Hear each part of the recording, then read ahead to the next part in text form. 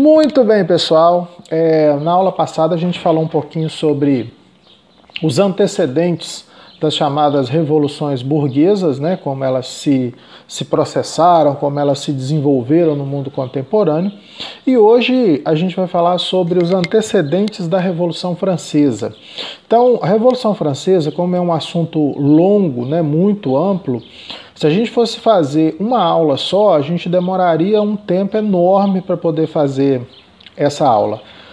Então nós resolvemos dividir a Revolução Francesa em 3 pontos específicos, em 3 momentos: os antecedentes, o desenvolvimento da Revolução e o que ela vai provocar num pós-revolução.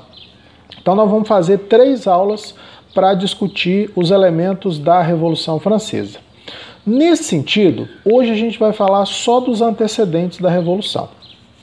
E quais são esses antecedentes? Ou seja, o que está antes do início formal da Revolução Francesa, que se dá, né, dentro de uma perspectiva historiográfica, no dia 14 de julho de 1789. Os antecedentes, eles estão, num primeiro momento, naquilo que a gente já comentou na aula passada, que é o pensamento iluminista, o pensamento burguês, que se estabelece numa perspectiva contrária ao absolutismo. Então, o pensamento iluminista, né, a ideia dos pensadores do iluminismo, vai influenciar diretamente a burguesia que se fortalecia na Europa, burguesia essa contrária ao pensamento absolutista. Então, o pensamento iluminista ele vai defender, dentre várias outras coisas, a ideia de liberdade de expressão, de liberdade política, das liberdades individuais. Todos esses valores estão, de maneira sintética, descritos naquela frase que é clássica, o bordão da Revolução Francesa, por assim dizer: liberdade, igualdade, fraternidade. Então, esse é o lema da Revolução Francesa, essa é a grande marca da Revolução Francesa. Esse bordão, ele reflete diretamente aquilo que os pensadores do iluminismo destacavam. Tanto que, se vocês prestarem atenção, a bandeira da França e de outros países da Europa, que também foram influenciados por esse pensamento, são bandeiras tricolores, são bandeiras de 3 cores. Né, só as 3 faixas assim na bandeira. Isso acontece na França, a Alemanha, a Itália, a Holanda. São países que seguiram essa perspectiva de pensamento da liberdade, igualdade e fraternidade. Por isso que as suas bandeiras têm 3 cores. Pois bem, então o primeiro elemento que a gente pode destacar como antecedente é esse ambiente ideológico, essa questão do pensamento iluminista, que era muito forte antes do início da Revolução Francesa. Porém, ideias pura e simplesmente não produzem uma revolução. Então, uma revolução ela é formada por ideias, sim, mas também por uma base material muito sólida, né? Ou seja, é preciso mexer com o ego de uma população para poder desencadear uma revolução. E essa concepção, né, essa mexida com a população francesa, ela se dá numa crise econômica, né? Então, a França passa, né, mais ou menos no século XVII, né, para o século XVIII, por uma crise econômica muito forte. Essa crise ela está ligada a alguns fatores. A participação da França na Guerra dos 7 Anos, né, e a derrocada da França nessa guerra, a participação da França no processo de independência dos Estados Unidos. A França gastou muito na guerra de independência nos Estados Unidos, e isso tudo gerou uma elevação do custo, né, do gasto do governo absolutista francês, com todas essas participações em guerras. Uma vez que o Estado, uma vez que o rei gasta muito dinheiro com essas revoluções, evidentemente que isso vai ter um impacto econômico-financeiro, sendo que, a partir dessa crise econômica, o governo francês começa a elevar os impostos. Isso faz com que o preço dos alimentos aumente. Aliado a isso, vem uma crise de produção de alimentos na França, isso no final do século XVII, que vai fazer com que o preço dos alimentos suba ainda mais.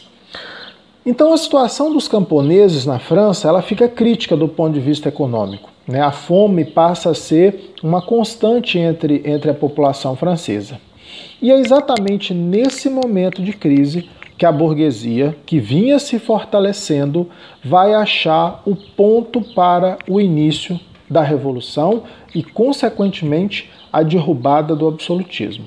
Só para a gente entender isso bem rapidamente, a França estava dividida em três grupos políticos sociais. O primeiro estado, que era o clero, os membros da Igreja Católica. O segundo estado, que era a nobreza, né, os nobres, os duques, barões e etc.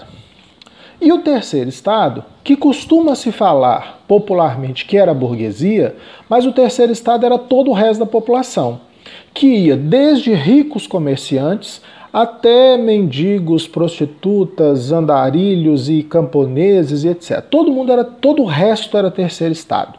Quem não era clero, quem não era da igreja, quem não era nobre, era terceiro estado.